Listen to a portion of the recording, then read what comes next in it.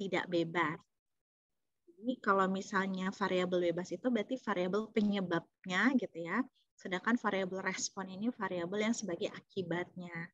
Variabel bebas dinotasikannya sebagai X begitu ya, sedangkan variabel tak bebas itu dinotasikan sebagai variabel Y. Nah, minggu lalu kita sudah belajar bagaimana membuat gitu ya, membuat persamaan regresi, teman-teman. Bagaimana membuat persamaan regresi dan juga bagaimana menginterpretasikan sebuah atau suatu persamaan regresi. Ya, dan kalian perlu memahami mengapa kita mempelajari regresi ya, karena ya persamaan regresi itu diharapkan mampu menangkap keragaman dari variabel respon berdasarkan variabel X. Kita berharap bisa menangkap pola hubungan antara X dan juga Y sehingga nanti kita bisa mengetahui apakah X ini benar-benar berpengaruh terhadap Y. Sekalipun kita sudah bisa menginterpretasikan ya persamaan regresi, artinya ketika di sini ada suatu persamaan regresi, kita sudah tahu kemarin ada B0 dan ada B1.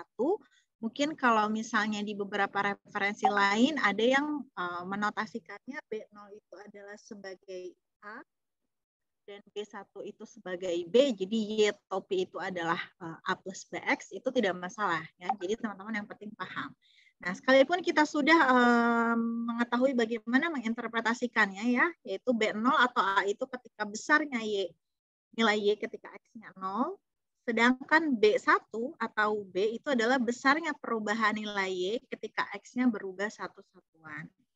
Ya, tetapi kita tidak serta-merta bisa menyimpulkan bahwa X ini berpengaruh terhadap Y, teman-teman. Ya, jadi walaupun kita sudah membuat persamaan regresi dan bisa menginterpretasikan maksudnya dari misalnya contoh di sini ada 7,6 ya, itu B0-nya atau A-nya. Kemudian ada 3,5333 sekian ini. Lalu kita interpretasikan, kita belum bisa menentukan apakah si X ini mempengaruhi si Y. Kalau dalam kasus ini misalnya adalah biaya yang dikeluarkan untuk membuat iklan X-nya, sedangkan Y-nya itu adalah sales revenue-nya, seperti mungkin keuntungannya begitu ya, keuntungan dari penjualan. Ya, walaupun di sini kita lihat bahwa hubungannya adalah sebanding gitu ya, artinya ketika biaya pengeluarannya semakin besar, maka keuntungannya juga akan semakin tinggi begitu. Tapi kita belum bisa menyimpulkan apakah berdasarkan data sampel kita bisa membuat suatu pernyataan bahwa biaya iklan yang dikeluarkan itu mempengaruhi sales revenue. Belum bisa, teman-teman. Kita harus melakukan pengujian hipotesis untuk mengetahui hal tersebut. Di buku Maria F. Triola tidak ada penjelasan atau topik atau materi mengenai pengujian hipotesis ini untuk uji linear, parameter linear sederhana. Ya, jadi ini saya ambil dari PowerPoint milik IPB dan tadi video juga sudah saya share. Video yang kedua, maksudnya video 2, apakah sudah ditonton tadi teman-teman? Baru salah satu aja. Iya. Jadi, yang kedua belum. Yang ketiga belum? Iya, belum. Oke, tidak apa-apa ya. Yang penting yang keduanya sudah ya, karena itu lebih banyak ya prosedur yang harus teman-teman pahami, lalu bagaimana cara melakukan pengujian hipotesisnya lebih banyak di video 2. Kalau video 3 tambahan informasinya untuk koefisien determinasi. Ya, jadi bagaimana Bu prosedurnya? Ingat bahwa di dalam persamaan regresi yang parameternya itu Y sama dengan beta 0 ya, ditambah beta 1X. Ya, kalau kalian ingat, Y besar itu adalah, atau nilai aktualnya itu adalah beta 0 ditambah beta 1X. Nah, kita di sini hipotesisnya secara umum itu adalah beta 1 sama dengan 0 sebetulnya. Karena kita punya dua parameter sebetulnya, ada beta 0, ada beta 1. Ya, Bu, berarti yang diuji di sini beta 0 atau beta 1? Kita bisa menguji dua-duanya, tetapi yang kita perlukan cukup beta 1. Mengapa? Karena lihat beta 1 itu atau B di sini mengindikasikan besarnya perubahan nilai Y ketika X berubah satu satuan. Artinya kita ingin melihat pengaruh X terhadap Y. Sedangkan beta 0 atau si A itu mengungkapkan nilai ketika X-nya sebesar 0. Jadi kita fokusnya pada yang beta 1 saja atau B1 saja. Sehingga H1-nya, H0-nya di sini adalah beta 1 sama dengan 0. Catat, walaupun di sini beta, kenapa dia beta? Karena di sini dia A dan B. Jadi B di sini itu parameternya adalah beta. Kalau kita kan kemarin B0 dan B1 ya teman-teman. Atau beta 0 dan beta 1. Sehingga H0-nya adalah beta 1. Nanti kalian catat di sini. Di buku catatan kalian H0-nya adalah beta 1 sama dengan 0. Ingat tanda sama dengan selalu ada di H0. Ya, jadi normalnya itu adalah beta 1 sama dengan 0. Artinya apa kalau beta 1 sama dengan 0? Artinya berarti variabel X-nya itu tidak mempengaruhi Y. Oke? Kalian bayangkan di sini ketika betanya atau B-nya sama dengan 0. Ya, berarti Y-nya di sini hanya ada untuk B0 saja. Nggak ada untuk persamaan atau suku yang ada X-nya ini ya. Karena betanya sama dengan 0. Artinya X-nya tidak berpengaruh terhadap Y gitu kan. H1-nya adalah beta 1 tidak sama dengan 0. Oke, kalau beta 1 tidak sama dengan 0, artinya variabel X-nya mempengaruhi variabel Y. Jadi prosedur pengujian hipotesisnya sama seperti yang sudah kita pelajari pada materi-materi sebelumnya. Kita menentukan dulu hipotesisnya. Kalau hipotesisnya tidak perlu dilihat dari soal, seperti uji rata-rata, atau simpangan baku, atau varians yang kemarin, teman-teman ya. Kalau di regresi, default-nya seperti ini. Jadi H0-nya beta 1 sama dengan 0, artinya X tidak mempengaruhi Y. H1-nya adalah beta 1 tidak sama dengan 0. Artinya X mempengaruhi Y. Oke. Sekarang statistik ujinya. Ya. Statistik ujinya kita menggunakan T hitung, teman-teman. Ya. Ini adalah T hitung. Walaupun T hitung gitu ya. Kok rumusnya berbeda Bu dengan rumus yang kita gunakan di uji tes sebelumnya? Tidak masalah. Ya, konsepnya ini sama. X min mu gitu dibagi simpangan baku gitu kan ya. Nah, di sini T ini diperoleh dari apa? B di sini adalah B1, teman-teman. Dicatat di buku kalian. B kecil ini adalah B1-nya. Kalau di sini kan dia A dan B ya. Kalau kita kan B0 dan B1 minggu lalu agar konsisten. Jadi B1 dikurang 0. Kenapa 0? Kira-kira ada yang tahu di sini kenapa dikurang 0?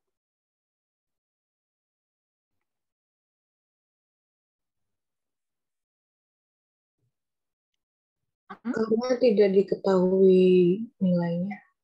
Tahu dari mana nilainya tidak diketahui? Di soal? Bukan ya? Ada soalnya nggak di sini? Nggak ada.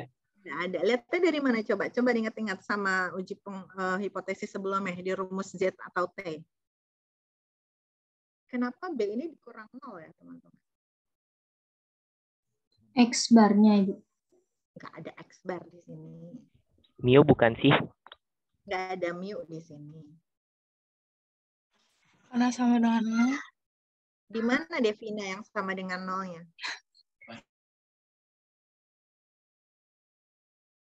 Betul, sama dengan 0. Sama dengan 0. Dari H0-nya Ibu. Betul, dari H0-nya.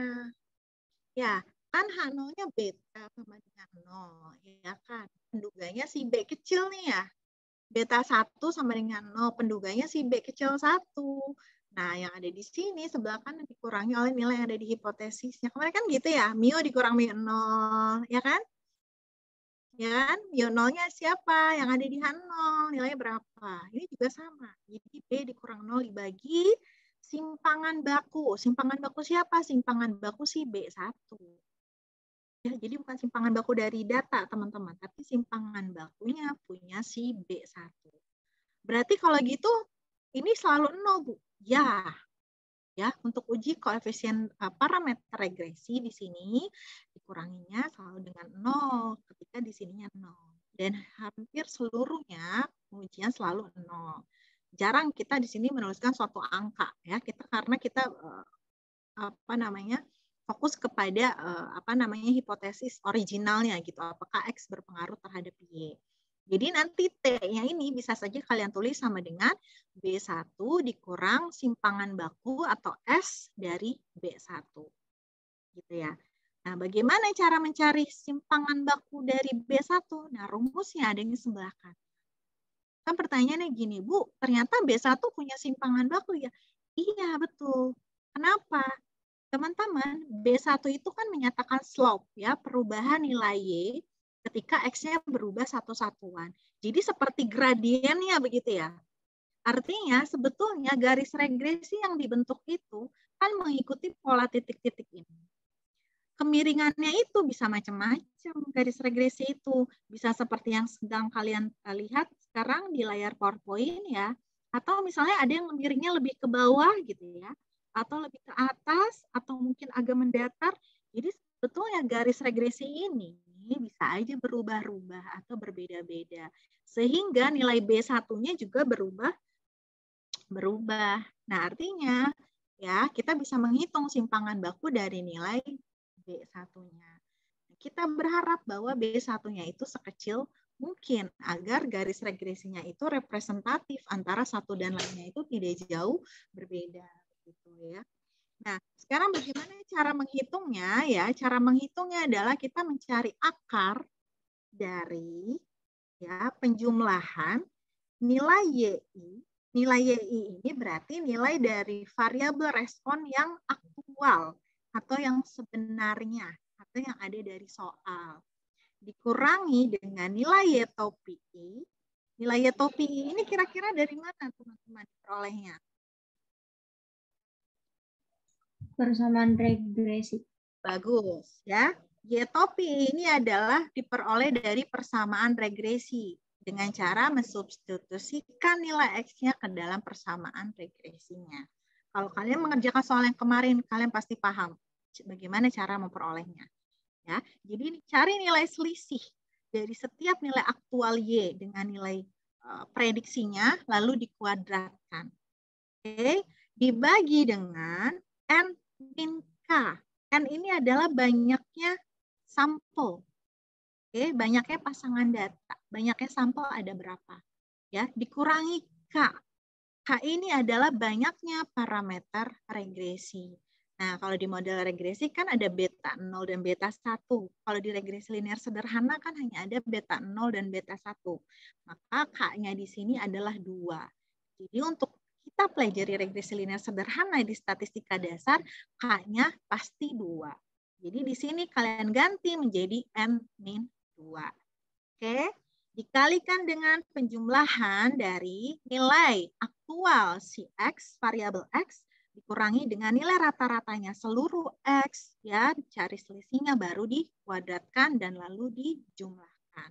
Baru nanti kita akan cari nilai akarnya. Dapatlah nilai simpangan baku punyanya B1.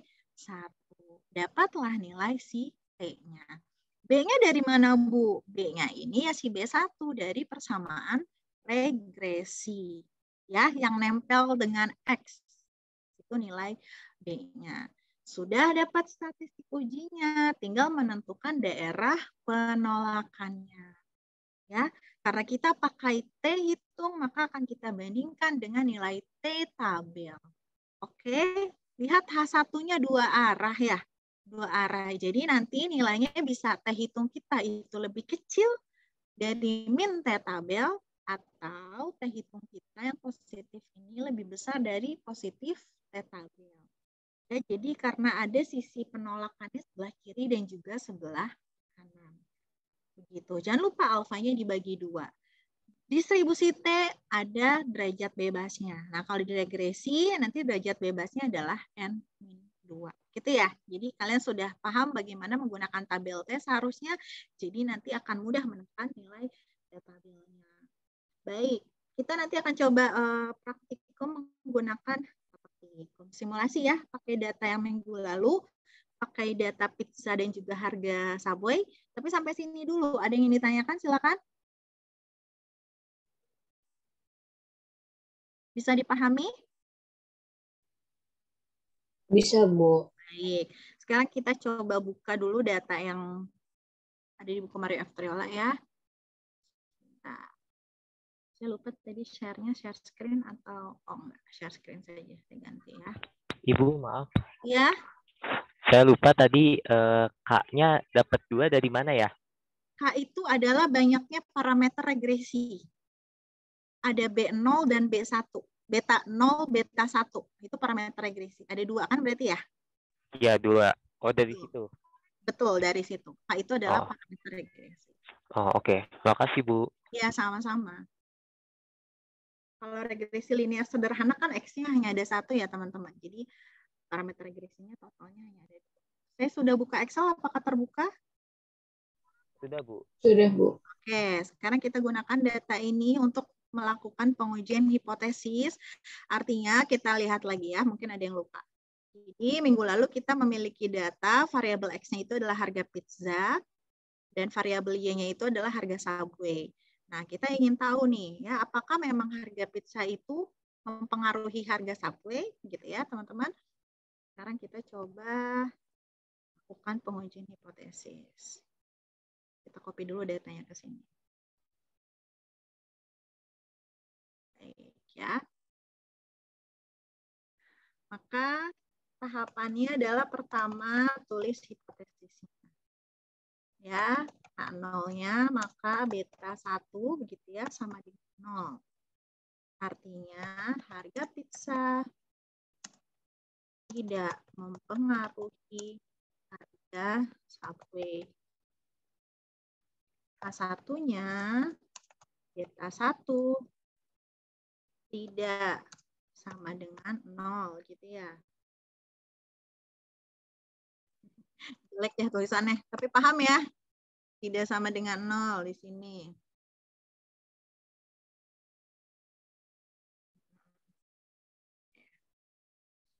Tidak sama dengan 0. Artinya harga pizza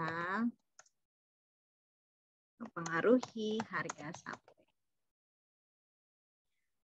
Tentukan alfanya. Alfanya misalnya 5%. Oke. Lalu baru kita menentukan statistik ujinya. Kita tadi tahu bahwa statistik ujinya adalah ini. Kita copy dulu rumusnya. Oke, ini saya crop dulu.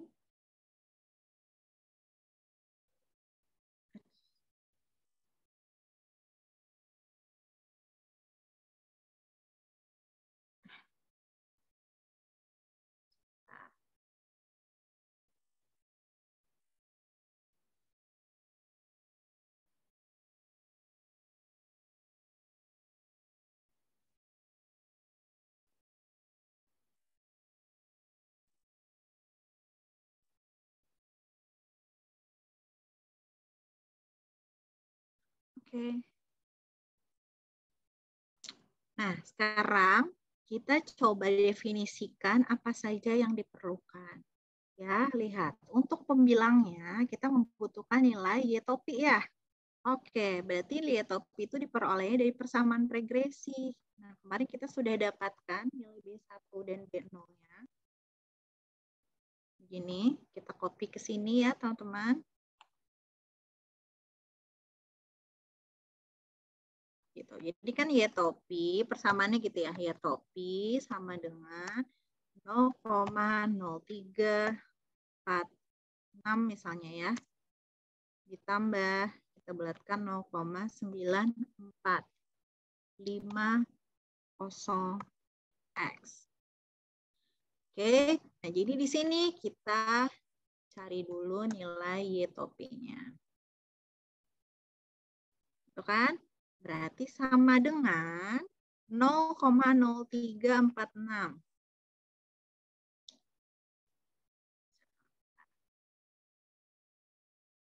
Saya coba pelan-pelan pakai Excel. Kalau kalian merasa terlalu cepat, sampaikan ya. Oke. Berarti kita substitusikan setiap nilai X ya yang ada di sini ke dalam persamaan regresi untuk mendapatkan nilai Y topi. Jadi di sini kalau pakai indeks ini XI sebetulnya ya. Ini adalah YI, ini adalah YI topi, di mana I-nya ini ya, mulainya dari 1 sampai dengan banyaknya data. Ada sebanyak Oke, jadi untuk Y topi yang pertama sama dengan 0,0345 sekian. Berarti ini B0-nya ya. Diklik B0-nya karena dia sama untuk semua data sampai bawah, kita kunci. Cara kuncinya gimana? Berikan tanda dolar di depan huruf untuk kolom dan di depan angka untuk barisnya. Oke, ditambah kurung buka B1. B1 juga sama untuk semuanya. Berarti kita kunci lagi. Ya. Dikali, kali itu tandanya bintang. Kalau di Excel, ya dikali oleh X. Oke, X-nya kita klik yang pertama X-nya. X ini tidak perlu dikunci. Kenapa? Karena X-nya berbeda antara baru kita enter. Ya. Ini adalah nilai Y topi E-nya. Oke, dapat nilai Y topinya. Lalu apa yang kita cari tadi? Nilai selisihnya ya, antara nilai aktual dengan nilai prediksinya tadi, lalu dikuadratkan dan dijumlahkan. Berarti di sini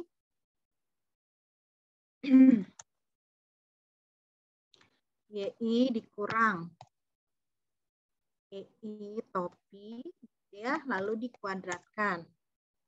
Sama dengan, oke, YI-nya ini ya, 0,15 sekian, dikurang nilai dugaannya atau prediksinya, oke, dipangkatkan 2.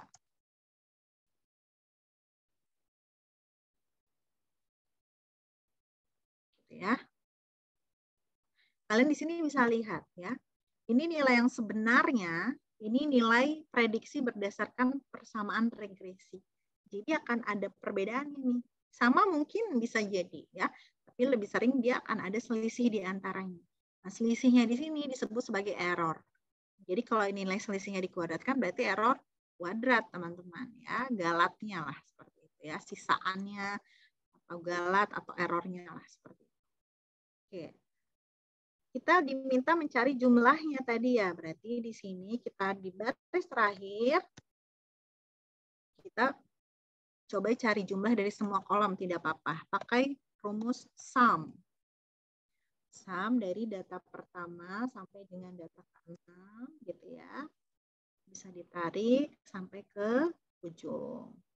Oke, jumlahnya kita sudah dapat. Lalu apa lagi yang dibutuhkan tadi?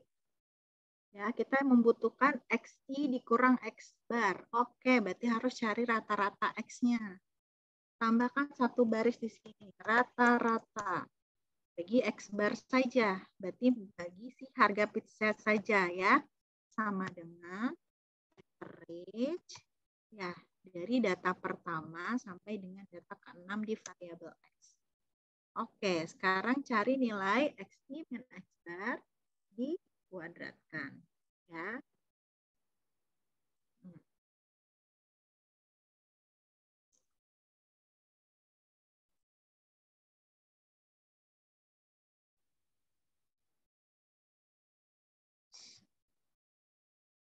Sini XI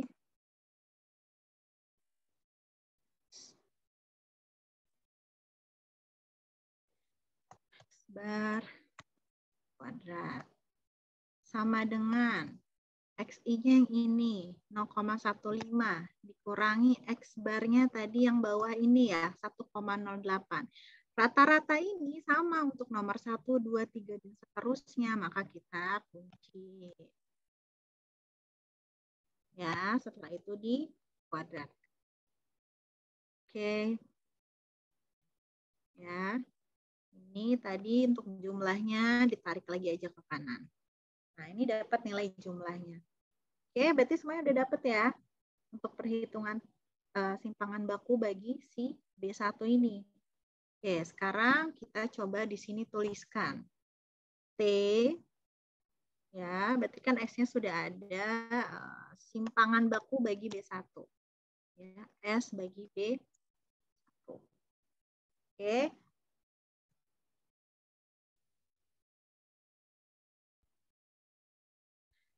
Selisih antara YI dengan Y topi yang ini. Saya kasih warna biru ya. Sebelahnya saya kasih warna hijau misalnya. Oke, berarti simpangan bakunya itu adalah sama dengan akar dari, akarnya nanti belakang saja. Ya, ininya dulu misalnya. Sama dengan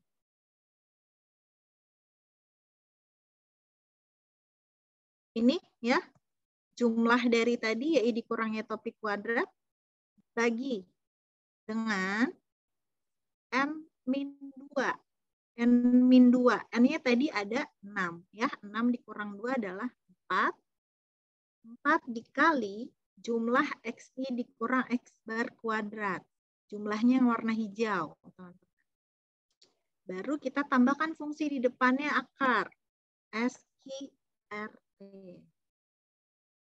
Beri tanda kurung buka dan tanda kurung tutup. Ini adalah nilai simpangan baku bagi B1. Oke, baru kita cari nilai T hitungnya.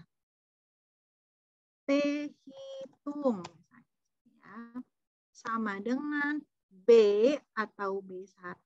Di sini kita tadi sudah peroleh. Ini ya, diklik saja, dibagi dengan simpangan bakunya dia. Ini.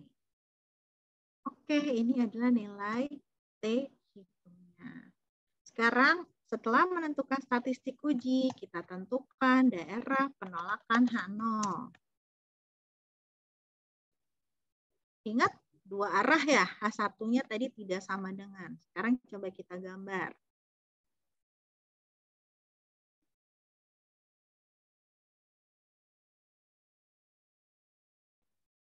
Oke. Ini adalah tolak H0. Ini juga tolak H0. Ini terima.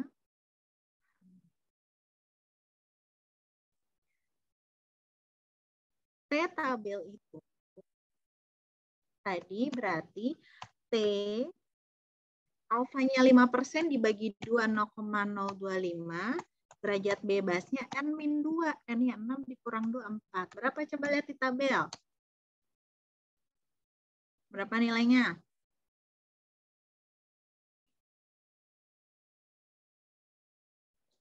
Ayo. Saya tungguin sampai ada yang jawab.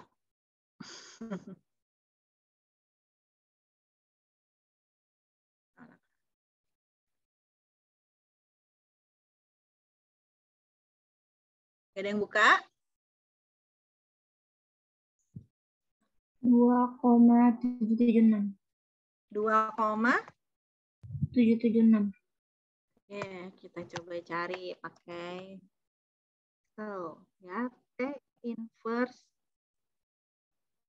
to tail. Ya, probability-nya jangan dibagi 2 kalau di sininya udah 2T, udah 2 arah ya. 0,05, dia freedom-nya 4. Sama tuh ya. Biar kalian ini aja, gerak, buka tabel gitu ya. Nah, ini tabelnya. Berarti titik kritisnya itu adalah 2,776, teman-teman ya. Di sini sebelah kiri ini adalah min 2,776. Sebelah kanan di sini adalah 2,776. T hitung kita posisinya adalah nilainya adalah 12,69. Di mana dia posisinya? Tolak H0. Tolak H0.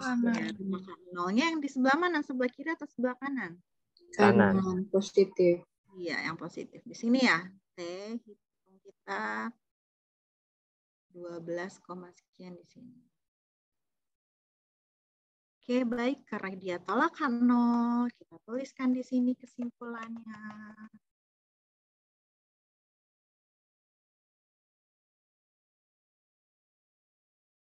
Berdasarkan data yang dimiliki dengan taraf signifikansi 5%, sudah cukup bukti untuk menolak H0.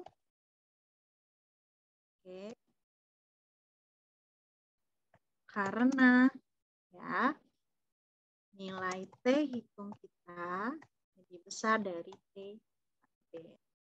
Dengan demikian, harga pizza mempengaruhi harga tiket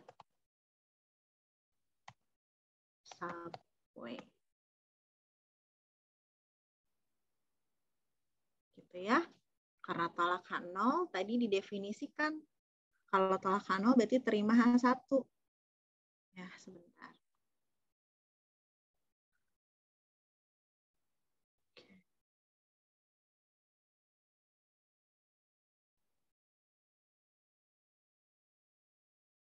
Nah, gitu.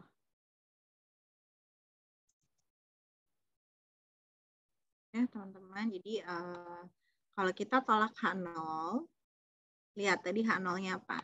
Nah, H0-nya adalah harga pizza tidak mempengaruhi harga Subway. Ya, jadi, ketika kita tolak H0, kita terima H1. Berarti harga pizza mempengaruhi harga tiket ya. Ini nanti kalian tambahkan harga tiket Subway. Gitu. Jadi H0-nya selalu tidak mempengaruhi. Ya. Bisa dipahami? Bisa diikuti?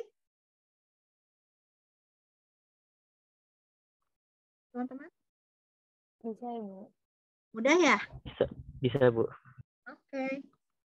Mudah. Jadi ketika misalnya kita sudah melakukan pengujian hipotesis ini, barulah kita bisa menyimpulkan untuk populasi ya teman-teman, bahwa harga pizza ini mempengaruhi harga tiket Subway. Kalau kalian lihat datanya sebetulnya sekilas terlihat ya, bedanya tidak terlalu jauh nih. Ketika pizzanya harga 0,15, harga Subway juga 0,15 gitu kan. Ketika harga pizza 0,35, oh Subway-nya juga 0,35. Artinya memang si Subway-nya ini ternyata sekarang sudah dibuktikan pengaruh si pizzanya itu signifikan, namanya. Ada yang menyebutkan signifikan ya, terhadap harga tiket Subway. Ada pertanyaan untuk ini? Prosedur pengujian hipotesis koefisien parameter atau koefisien atau parameter regresi aman ya. Jadi paling kalau kalian mau manual begitu ya, harus lebih hati-hati dalam perhitungan ini. Ya, harus hati-hati. Gitu. Oke, jadi kalau misalnya nanti kurang hati-hati, tentu nanti hasilnya juga menjadi berbeda. Jangan-jangan nanti malah jadi terima H0 seperti itu. Oke, jadi jangan bingung kalau yang ada di buku atau di referensi PowerPoint tadi. Nanti saya catat di sini biar kalian nggak bingung. Ya. Model regresi di PPT itu adalah Y topi sama dengan A plus BX. Ya, sedangkan model regresi di buku Mario itu adalah Y topi sama dengan B0 plus B1. Gitu ya. Jadi di sini A itu sama dengan B0, B itu sama dengan B1. Oke, hanya masalah notasinya saja begitu. Jadi jangan bingung. Kita konsistennya pakai beta 0, beta 1 atau B0, B1 saja ya. Karena kalau di regresi begitu nanti kalau kalian bertambah X-nya, nanti bertambah B-nya di sini mengikuti. Jadi B0, B1 ada B2. Nanti nambah X lagi di sini nambah B lagi jadi B3. Terus seterusnya. Kalau di sini A sama B ya, jadi A, B, C, D gitu ya. Pusing ya teman-teman. Tapi kita cuma belajar satu buah X saja. Jadi hanya akan ada hanya ada beta 1 atau B1. Nah, sekarang itu untuk video 2 yang sudah kalian tonton. Video 3 sudah sampai? Ada yang ke video 3? Baru setengah ini. Oke, Devina baru setengah. Apa yang Devina pelajari di video 3? Kayak seberapa baik persamaan regresi yang terbentuk dalam model itu, Ibu. Oke, Model bagus. kasusnya. Terus Bagus. kayak ada Y aktual itu sama dengan Y duga ditambah residual. Terus ada kayak jumlah kuadrat total, jumlah kuadrat regresi, sama jumlah kuadrat residual atau Oke. jumlah kuadrat galat. Bingung nggak, Devina? Karena belum masuk ke perhitungannya sedikit bingung, Ibu. Oke, ya. Jadi gini, kalau kalian menonton videonya betul. Jadi ada yang ditambah error ya di model regresinya. Sini saya buka.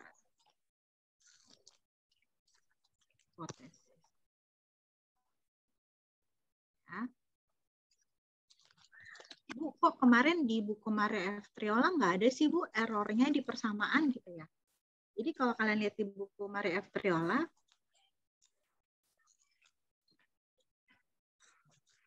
di populasi, model regresinya itu adalah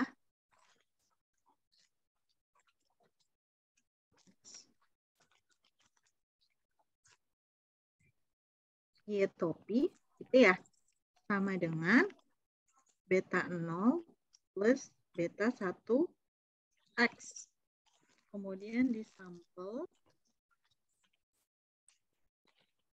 gitu ya, Y-topi sama dengan B0 plus B1X. Ya. Sebetulnya di sini tuh ada plus epsilon namanya, atau error.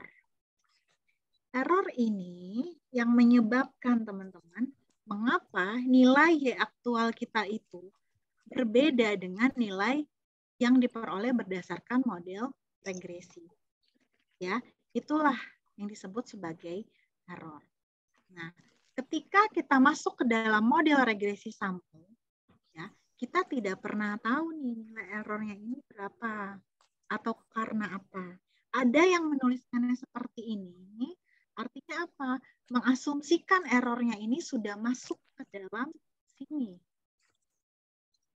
Sama halnya kemarin ketika misalnya saya katakan yang tinggi badannya 163 misalnya, apakah berat badannya sama? Tidak, kan berbeda. Artinya keragaman itu sudah masuk ke dalam model ini. Errornya ini tidak terdefinisi nilainya.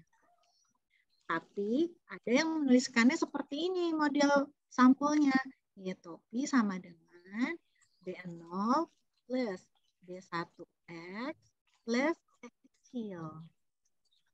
Nah, X kecil ini itu adalah nilai penduga atau nilai estimasi bagi si error dari populasi tadi. Artinya dia disebut statistiknya.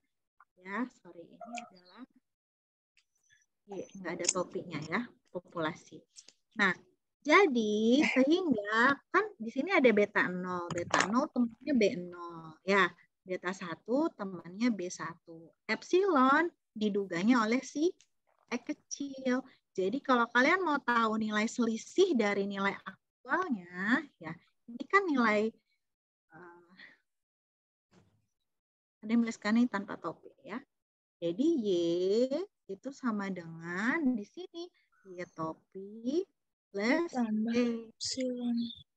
Iya. Sehingga E-nya itu menjadi Y dikurang Y topi. Gitu.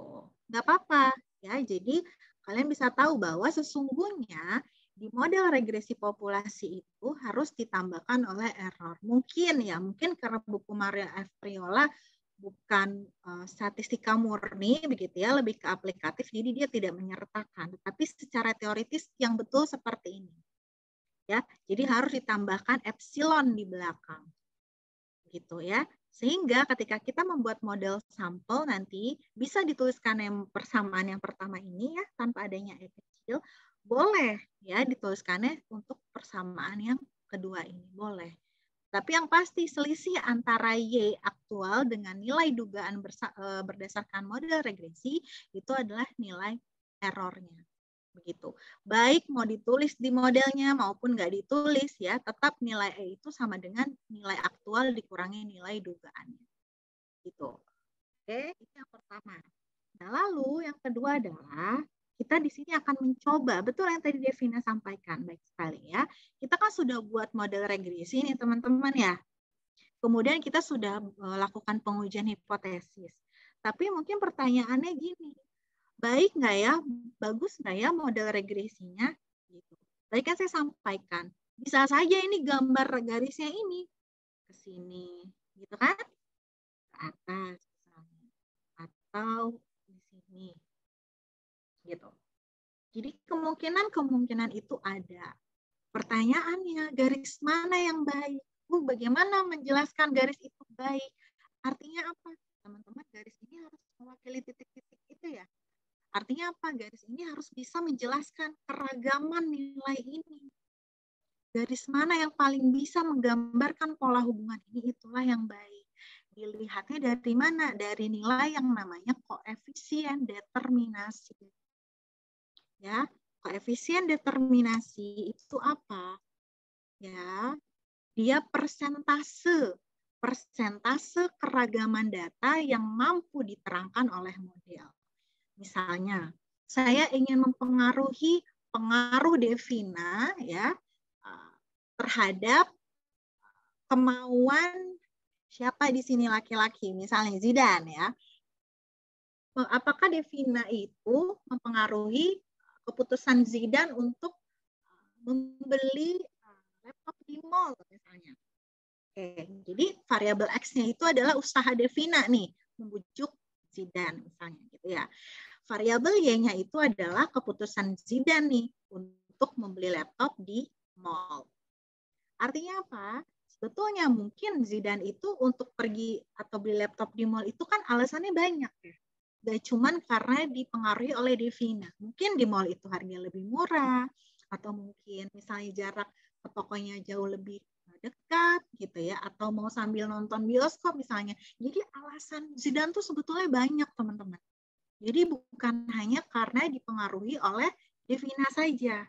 Nah, model atau persamaan regresi yang terbentuk menggambarkan hubungan Devina dan juga Zidane, ya, itu harus menggambarkan sebaik mungkin hubungannya. Artinya apa? Sebisa mungkin persamaan yang nanti dibentuk itu menggambarkan bahwa sebagian besar alasan Zidane mau ke mall itu ya karena Devina aja gitu. Paham ya? Jadi yang mempengaruhi Zidane untuk pergi ke mall itu kita berharap dari seluruh alasan itu adalah paling besar dipengaruhi oleh bujukannya Devina, bukan karena alasan yang lain. Bukan karena adanya jaraknya dekat, bukan karena alasan misalnya harganya ada promo misalnya. Itu ya. Jadi R-square ini menggambarkan, ada yang mengatakan seberapa besar pengaruh X ini mempengaruhi Y. Gitu ya. Jadi tentu akan semakin tinggi nilainya, itu akan mengindikasikan model regresinya semakin baik karena keragaman Y-nya ditangkap begitu besar oleh si variabel X-nya. Itulah mengapa kita bisa melihat model regresi itu baik atau tidak. Dari segi nilainya, teman-teman, R kuadrat atau koefisien determinasi ini bernilai antara 0 sampai dengan 1. Karena nilainya kuadrat tentu akan positif. Nah, kalau di regresi linear sederhana, nilai koefisien determinasi atau R-square atau R kuadrat ini diperoleh dari nilai korelasi Pearson yang kalian peroleh sebelumnya di minggu lalu, itu dikuadratkan saja, cukup sampai sana. Ya, jadi karena kita belajar regresi linear sederhana, nilai korelasi yang kemarin kita peroleh tinggal dikuadratkan saja. Itu sudah menggambarkan R-square atau koefisien determinasi. Oke, jadi ketika nilainya semakin tinggi, maka mengindikasikan model regresinya semakin baik. Artinya memang persentase keragaman data itu mampu diterangkan oleh model regresi kita. Ya, jadi kalau tadi gambar di sini, ya, ketika misalnya dia 90% koefisien determinasinya, berarti 90% dari keragaman titik-titik ini itu bisa dijelaskan oleh si model garis regresi ini, gitu. Dan itu yang kita harapkan. Oke, itu konsep dari koefisien determinasi. Bagaimana cara menghitungnya? Nah, ada rumusnya selain tadi menggunakan kuadrat dari korelasi Pearson, yaitu berdasarkan rumus ini. Ini diperoleh dari mana? Tadi di video ada yang namanya jumlah kuadrat regresi, ada jumlah kuadrat galat, atau ada yang menyebutkannya jumlah kuadrat sisaan, atau ada yang menyebutkannya adalah jumlah kuadrat error. Ya, ada jumlah kuadrat total juga. Sekarang kita bahas, maksudnya apa Bu? Maksudnya ya, jumlah kuadrat itu. Sekarang saya akan buka buku Maria F. Triola. Idenya dari sini, teman-teman. Ya, idenya bagaimana kita melihat keragaman data kita atau keragaman variabel kita, ya, berdasarkan gambar scatter plot ini. Oke, sekarang kita lihat. Titik-titik yang warna hitam ini, teman-teman, itu adalah titik-titik aktual. Ya, jadi pasangan X, Y dari data yang aktual. Garis yang berwarna biru ini adalah garis regresi, ya, di mana persamaannya itu adalah Y topi sama dengan 3 plus 2X. Teman-teman, ketika kita mau memprediksi nilai Y, ya, ketika nggak ada garis regresi ini nih. Misalnya ya, saya punya data 5,19, 5,13, 5,9. Artinya saya punya Y1-nya 19, Y2-nya 13, Y3-nya 9. Coba prediksi kira-kira nilainya berapa? Kan kita sering pakai, ya udah cari aja nilai rata-ratanya gitu kan. Kalau saya mau tahu misalnya jarak kalian dari rumah ke kampus itu berapa sih kelas B itu? Gitu ya. Saya kan misalnya saya tanya satu-satu, lalu saya cari rata-ratanya. Oke, segitulah kira-kira gitu ya. Nah, tetapi ya, ketika kita tahu bahwa antara X dan Y itu terdapat korelasi atau terdapat hubungan yang linear, kita tidak boleh menggunakan nilai rata-rata. Artinya apa? Kita harus mencari nilai prediksinya itu berdasarkan persamaan regresi ini yang sudah diperoleh. Jadi di sini kita punya garis hitam, Y bar sama dengan 9. Oke, Y bar sama dengan 9. Kita di sini akan melihat besarnya atau bagaimana menentukan perbedaan antara nilai aktual ya terhadap nilai prediksi dan juga nilai rata-ratanya. Teman-teman, ketika ada selisih antara nilai rata-rata seluruh nilai Y dengan nilai yang ada di garis regresi atau nilai prediksi yang ada di garis regresi, maka ini disebut sebagai keragaman atau perbedaan yang dapat dijelaskan. Karena selisihnya jelas antara garis rata-rata yang warna hitam dengan garis regresi yang warna biru. Anggaplah kita punya data aktualnya 5,19 ya. X-nya 5, Y-nya adalah 19. Maka kalau misalnya kita mau tahu nilai prediksi Y, substitusikan nilai X5 itu ke dalam persamaan ini. Berarti Y topinya berapa? Kalau X-nya 5? 13. Oke. Jadi, nilai aktual dia adalah 5,13, nilai prediksi dia adalah 5,13 berdasarkan garis regresi ini. Ya. Kan sekarang jadi beragam. Ada 5,19, kalau Y-nya itu adalah nilai sebenarnya, ya kan? Kalau nilai prediksinya berdasarkan garis regresi, jadinya 5,13 gitu kan. Kalau prediksinya berdasarkan rata-rata, Y-nya dia jadi 5,9. Ini kan beragam jadinya Y-nya kan. Nah, sekarang kalian lihat, kalau perbedaan antara 5,9 dan 5,13 ini bisa ditentukan atau bisa dijelaskan. Karena ini selisih antara titik yang berada di garis rata-rata ini bersama dengan 9 dengan titik yang ada di garis regresi. Nah, inilah disebut simpangan yang bisa dijelaskan. Atau sama saja Y topi dikurangi dengan Y bar. Ya, karena yang ada di garis biru Y topi, yang ada di garis hitam ini adalah Y bar.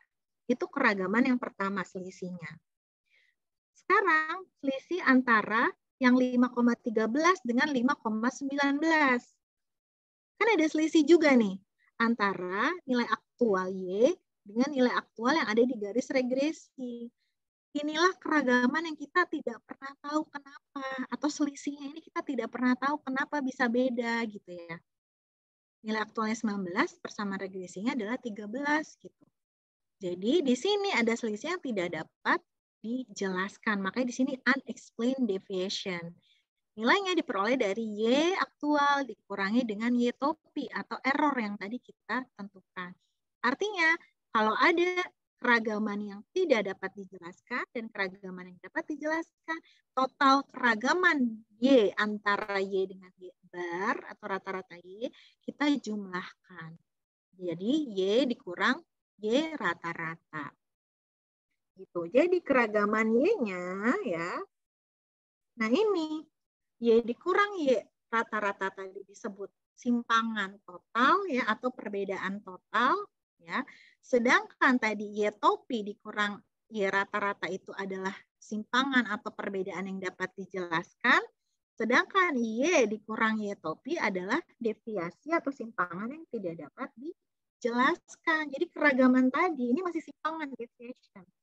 Kalau kita kuadratkan nilainya dan kita jumlahkan, ini menjadi variasi atau ragam. Ingat, ini simpangan, ini variasi. Sama seperti simpangan baku dikuadratkan menjadi ragam. Ya, lalu ini kita jumlahkan. Ketika dijumlahkan, lalu ini dijumlahkan dari kuadrat, jadinya jumlah kuadrat, teman-teman. Jadi sudah dikuadratkan, lalu dijumlahkan, jadi jumlah kuadrat gitu. Jumlah kuadrat dari Y dikurang Y bar dikuadratkan, nah itu disebut sebagai jumlah kuadrat total. Tulis ya. Yang pertama ini adalah disebut jumlah kuadrat total.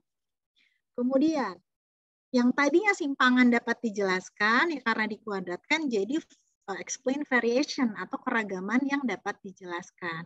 Jumlah kuadrat juga. Nah, karena tadi selisihnya dari rata-rata dan juga regresi, artinya kita tahu apa bisa dijelaskan karena ada garis regresi di sana dan ada garis rata-rata. Maka disebut sebagai jumlah kuadrat regresi. Ya. Jadi suku yang pertama ini setelah tanda sama dengan disebut jumlah kuadrat regresi. Yang ini jadinya keragaman yang tidak dapat dijelaskan. Dikuadratkan juga dijumlahkan, berarti jumlah kuadrat siapa? Error. Atau ada yang menyebutkannya jumlah kuadrat galat. Atau ada juga yang menyebutkannya jumlah kuadrat sisaan. Gitu ya. Jadi jumlah kuadrat total itu adalah penjumlahan dari jumlah kuadrat ragam dengan jumlah kuadrat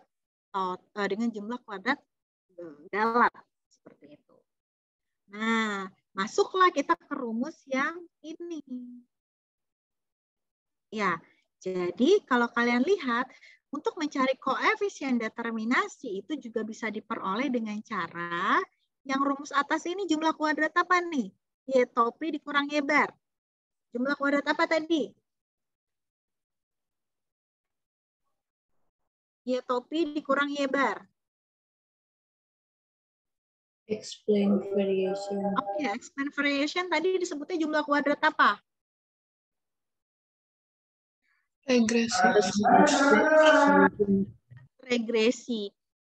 Jadi R square ini disebut juga jumlah kuadrat regresi dibagi Y dikurang Y bar. Yang mana Y kurang Y bar jumlah kuadrat apa tadi? Total variation. Jadi R square atau koefisien determinasi ini bisa dicari juga dengan cara membagi jumlah kuadrat regresi dibagi jumlah kuadrat total. Ya, jadi rumusnya bisa pakai korelasi Pearson yang minggu lalu ada dikuadratkan atau menggunakan rumus yang ini jumlah kuadrat regresi dibagi dengan jumlah kuadrat total seperti itu. Ini fungsinya rumus ini apa? Kalau misalnya regresinya itu multiple nanti tidak hanya sederhana. Ya, tidak hanya sederhana. Kalau R square tadi diperoleh dengan korelasi Pearson dikuadratkan itu hanya berlaku ketika di modelnya adalah regresi linear sederhana karena hanya ada satu X-nya.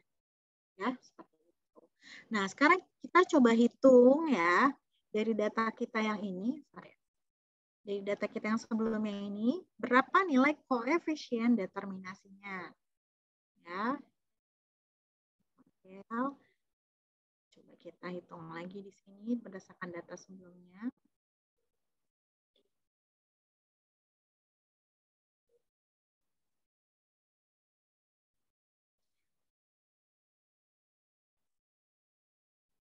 Waktu itu kita sudah punya nilainya ini ya. Kita simpan dulu di sini.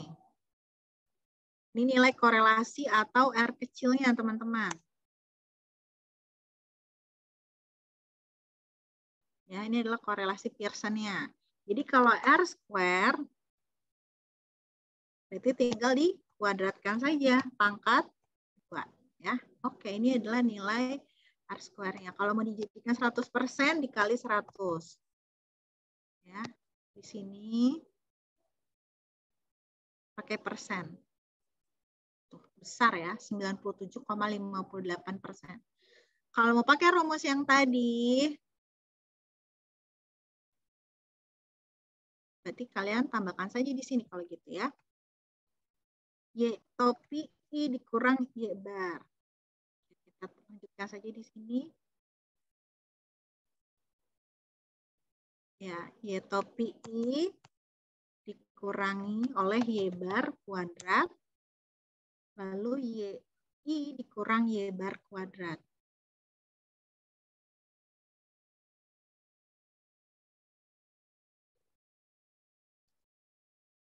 Ya. YI ini ya, kolom C dikurangi Y bar. Oke, Y barnya belum kita cari. Ini rata-ratanya. Kita tarik ke samping. Oke. Ulangi. YI dikurang Y bar kuadrat. Ini subway dikurangi Y barnya adalah 1,06 ini. Sama untuk semua Y, maka kita kunci. Lalu dipangkatkan 2. Ya. Boleh klik 2 kali di sini, kecuali yang terakhir ya, karena ini jumlah. Oke, jumlahnya ditariknya dari yang sebelah kirinya sebelumnya. Oke.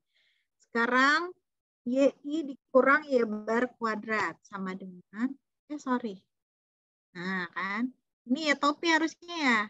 Y topi I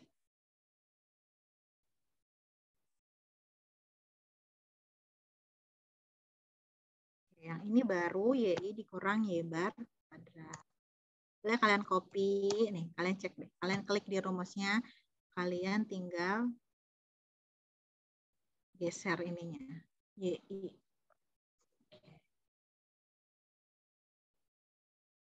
Akhirnya dihilangkan.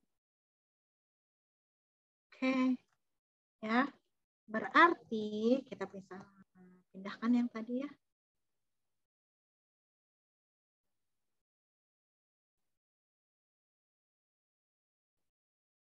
Pindahkan saja ke sini.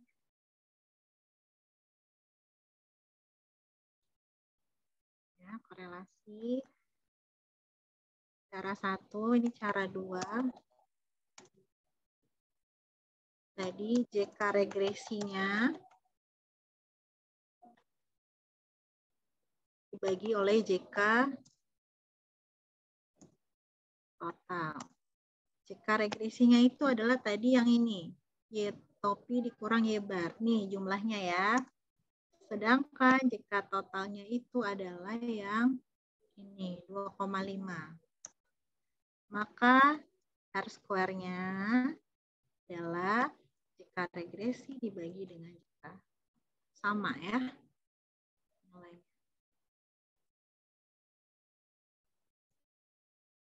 Oke, interpretasinya bagaimana? Berarti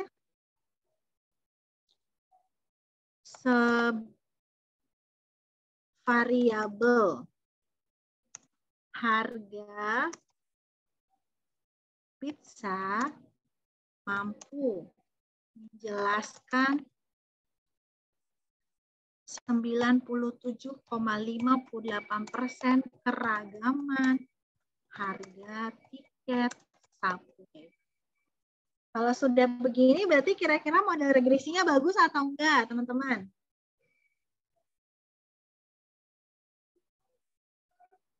Bagus enggak?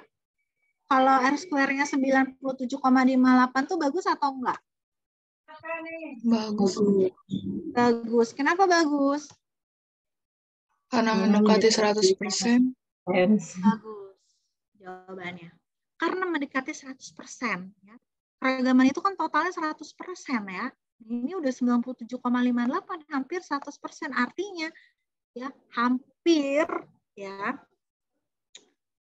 yang menyebabkan lah ibaratnya, menyebabkan apa mempengaruhi harga tiket yang ada itu sebagian besarnya itu 97,5% itu adalah si harga pizza. Kalau tadi Zidane misalnya, ternyata 97,58% Zidane mau beli laptop di mall itu ya karena memang dipengaruhi oleh Devina gitu.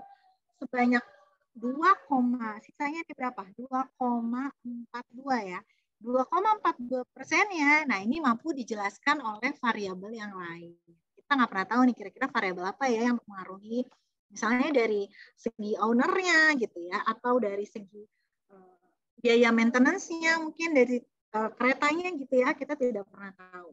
Kalau misalnya R square-nya di sini masih rendah, teman-teman, misalnya di bawah 70% gitu ya, atau kurang dari itu lagi, berarti variabel yang ada itu hanya mampu menjelaskan sedikit keragamannya. Artinya justru lebih banyak keragaman itu dijelaskan oleh faktor lain.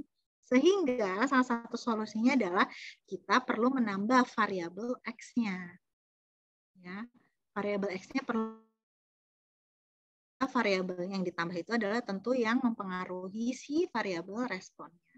Kalau tadi misalnya ternyata Zidane mau ke mall-nya itu dipengaruhi Devina cuma 50%. Oke, berarti kira-kira apa yang mempengaruhi Zidane mau ke mall? Misalnya tadi misalnya uang jajannya Zidane per bulan gitu ya. Apa yang lainnya ditambahkan variabel lainnya yang sekiranya bisa menggambarkan keragaman variabel respon. Itu teman-teman ya. Jadi di dalam analisis regresi secara utuh biasanya untuk melihat terdapat hubungan yang linear atau tidak bisa dilihat dari scatter plotnya dulu ya, bisa dilihat dari diagram pencarian ini dulu polanya bagaimana ya gitu. Lalu kalau misalnya dia tidak linear polanya, jangan langsung menggunakan korelasi atau regresi karena korelasi atau regresi hanya untuk hubungan yang sifatnya linear. Percuma kalian kalau di sini ada nggak linear gini ya, mau dibuat bentuk modelnya mungkin nanti kurang baik misalnya. Lalu yang kedua adalah setelah menghitung korelasi dan tahu seberapa besar keratan hubungannya, kalian boleh coba buat persamaan regresinya. Ya, setelah buat persamaan regresinya, nanti coba uji hipotesis untuk membuktikan apakah memang terdapat pengaruh dari X terhadap variabel Y-nya. Karena kita akan mengambil kesimpulan untuk populasi itu, apakah X yang berpengaruh terhadap Y.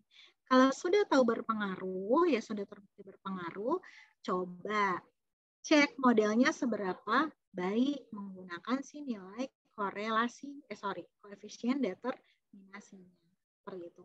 Karena bisa jadi hubungannya signifikan, bahwa X-nya itu memang mempengaruhi Y, tapi modelnya kurang baik, teman-teman. Ya, ternyata modelnya kurang baik, ya. Ada yang signifikan, kayak tadi misalnya di sini R square rendah, Zidane misalnya cuma 30% dipengaruhi Devina, tapi Devina tetap berpengaruh terhadap Zidane gitu kan. Hanya ya ternyata tidak banyak menggambarkan gitu ya Zidane untuk membeli laptop di mall. Ada faktor lain yang tidak dimasukkan ke dalam analisis seperti itu. Itulah analisis regresi linear sederhana beserta korelasi. Bisa dipahami materi hari ini, teman-teman? Yang aku silakan. Saya hapus ya, tadi ini tidak jadi digunakan. Bisa dipahami?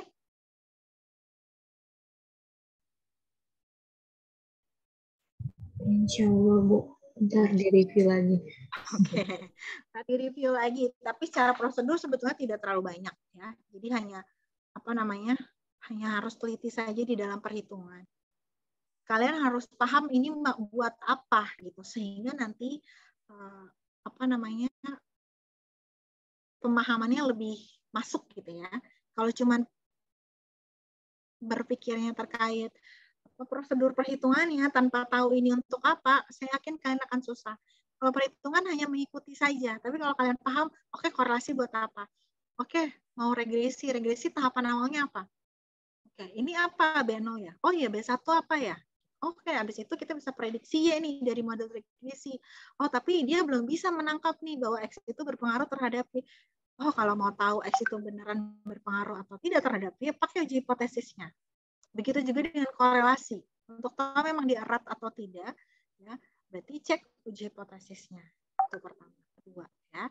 Lalu baru setelah uji hipotesis, aduh, tapi modelnya bagus atau enggak ya sebetulnya, walaupun dia signifikan, modelnya bagus atau enggak ya, berarti cek koefisien determinasi.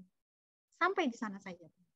Ya, jadi kalau mau lebih paham lagi bisa baca-baca jurnal atau penelitian atau skripsi kakak kelas kalian yang ada kaitannya dengan regresi ya, untuk melihat pengaruh dari satu variabel ke variabel lain ya, atau mau nonton YouTube lagi silahkan ya, sangat banyak referensi sumber yang bisa kalian pelajari. Nanti saya coba berikan tugas kelompok ya untuk menganalisis data yang mungkin sebetulnya saya pengennya kalian melihat data di sekitar kalian. Misalnya tanya ke teman-teman kelas kalian tentang apa aja variabelnya kalian yang menentukan.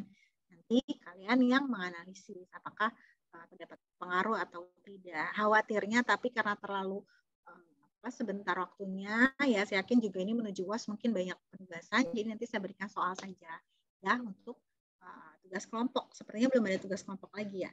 Nanti kelas saya juga sama, saya berikan tugas seperti itu.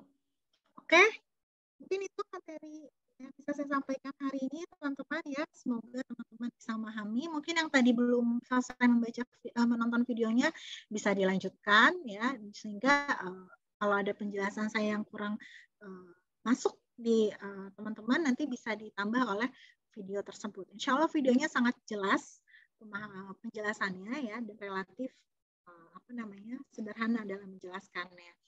Terima kasih banyak atas kehadirannya. Semoga hadir semua. Hadir semua tidak, Devina? Atau ada yang izin?